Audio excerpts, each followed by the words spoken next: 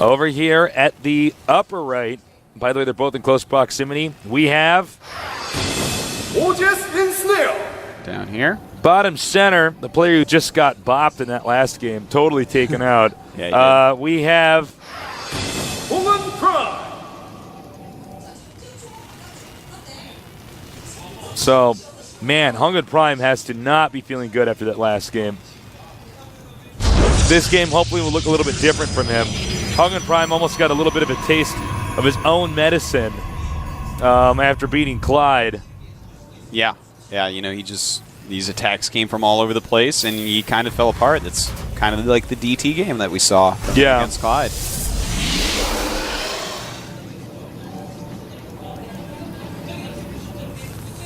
You know, the early game of a TVP as normal. You got to build your SVs, got to build your probes, got to get your supply up, got to make your gateway and your barracks, got to get your gases, get your cybernetics and your tech lab, but sometimes not tech lab. Sometimes you get a factory or a reactor. Yeah. So that's what we're about to see for a couple minutes. Yeah, usually the openers are very, very... yeah, it gets boiled down very fast. And the longer the game's alive, the more the entire rest of the game gets boiled down, which is where innovation becomes key. Terran does scout the Protoss first. Protoss now getting inside his opponent's base. And you know, one pointer about this is that if you make this depot right here, you can always spot to see if a probe slips into your base later on. That's probably the point of that. Yeah, it's quite useful. And also, even if an attack is coming, you can maybe complete a wall in there later. Yep. Maybe just pop it up to make them have those few extra steps to get around. Depot's very useful in this game. Yeah, I like the fact that they can actually sink underground. Yeah, it's a great add-on. And once again, an SCV with the minerals in his hands. How do I use the power crystals? He's going around showing the probes that he's stolen some of the Protoss's money. Terran, very standard, just getting one or two Marines out here. That's right. Very standard openings by both players. Now, HongUn, he's going to have to spice up a little bit. I think Ensnare is really showing that, you know, where Clyde failed, Ensnare has no plans to fail. And also, HongUn, the game that he lost to Clyde, too, was just kind of Clyde multitasking, hitting two places at once. HongUn seems to be a little bit weak to that type of play. That's true. Also very standard. You're going to charge out a Stalker. He wants to get the SCV out of the base as quick as possible. OGS Ensnare being the good player he is, he leaves before that Stalker comes out and hides it. Over here by another Minx statue. He's got wolves with him there, too. Lots of Minx architecture on this map. Is it funny to you that when they sent away the inmates and those ships that became the Terrans, that they sent wolves with them? That's right. No, that's a little bit weird, I think. It's a little weird. We got... Well, wolves are really the criminals of the animal world. That's actually quite true. We got not like bears or anything else. Actually, wolves are the criminals of the animal world. They are the criminals, man. They're like hyenas from North America or something like that. You know, hyenas, of course, the criminals from the African continent. That's true. Very villainous in the Lion King. By the way, we got two gates here and one robo. And once again, we're seeing similar play here from Ensnare. Now, is he actually going to go up the ramp? The SCV's in the back. Normally, if he's going to go up the ramp, he puts the SCV in the front.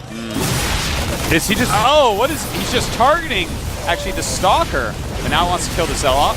He's going to get the Stalker, it looks like. Wow, and now he's going to get the Sentry as well, it looks like. Will he get it? Yes, indeed. There it goes. Warp Gate coming in, and could this be another very fast game? I guess Ensnare's build is just this solid. He just cranks out the Hellions and the Marauders. Of course, the Hellions can do tons of damage, even behind the force field. And the Hellions just helping those Marauders out against the probes so much. And a ton of probes falling. The probe count going down to mere 13 probes left. Let's take a look at that. 13 probes against 22 SCVs. This is not a good place for HongUn to be in. He has to be very embarrassed right now, on top of being angry at having this happen to him again. And even though he's going to get chased all the way back here, he barely kills that Stalker. Barely saved that.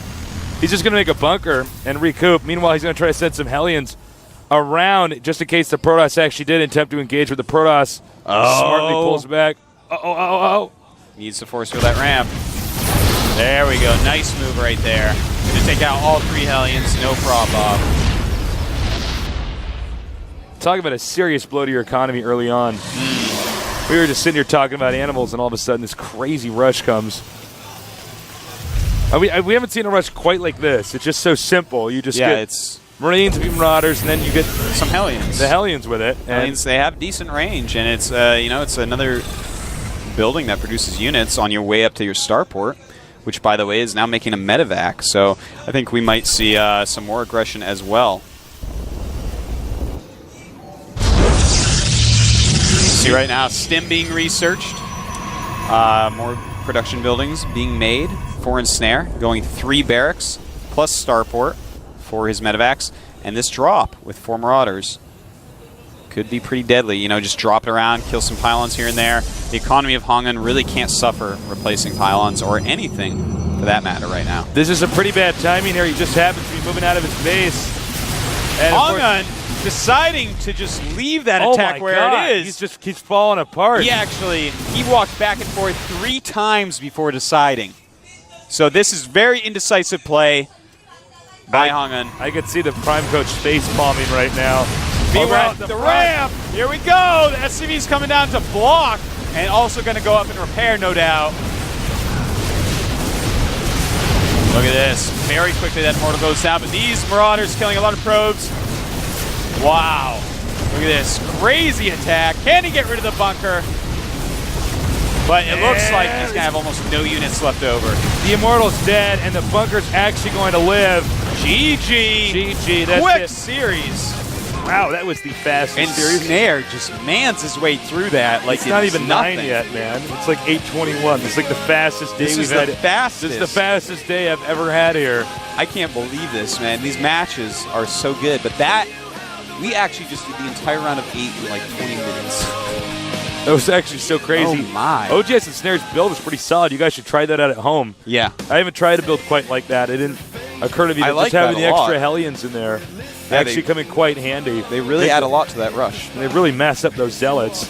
And especially when the probes come out, because normally if you get in there with just a couple Marauders, probes just come out and surround them and they're gone. Yeah, but with the Hellions there, it's like they're going to be so soppened You up. can't do that, yeah. So, pretty awesome builds. Awesome play by Ensnare. HongUn, he's going to be a little bit upset. The Prime head coach cannot be happy with this. No Prime players in the top 4. 1 OGS, 1 Nex, 1 TSL, and 1 clanless player. That's right. In Hope Torture. 1 Lone Wolf. That's right.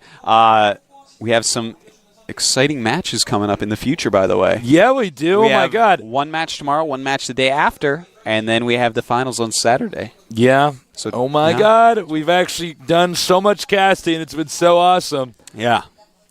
I can't believe we're already at the top 4 now. Yeah, no Our 2 kidding, matches man. are going to be Nex, Live Forever. A little bit of an underdog. No one expected him to get top 4. I thought he might get top 16, top 8, maybe. Yeah. But here he is in the top 4. Pretty amazing. He's very good, TVZ, but he's going up against a fruit seller. The fruit seller. The dealer of fruit. Yeah. And, you know, the fruit dealer seems to be able to take out anybody, no matter what the odds are. The fruit dealer seems to be able to do it. He figures everything out, man. He's like, all right, this is what I need to do here. And he does it, and he wins. And, of course, we do have another exciting matchup. Hope Torture in 2 days. against OGS Ensnare. Ensnare looking pretty solid in that game. Hope Torture looking absolutely terrifying as well. Of course, he is kind of the former pro gamer with the most experience out of everybody here, so that's pretty exciting. Damn. Yeah. What a bunch of wild games we had today. I knew today was going to be awesome. I didn't know it was going to be this fast, though. And here are our results. We had Nex Live Forever 2-1. Against Maka. Fruit Dealer 2-0 against Inca. Hope Torture 2-0 in Kisu. Pretty surprising there. And then Ensnare, we just saw him 2-0 HongUn Prime. Very fast.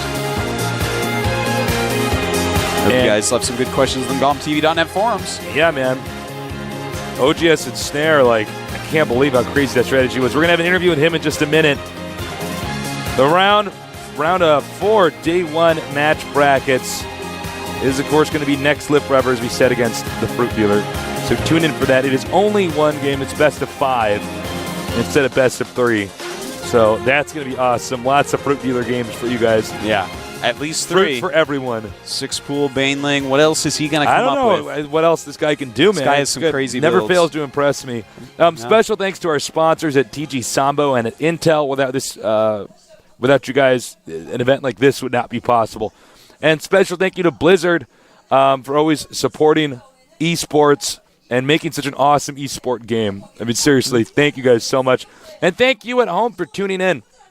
Without all you nerds that we love so we are much, nothing. we would just be two crazy guys yelling into a microphone about StarCraft with nobody watching. So thank you so much for joining us.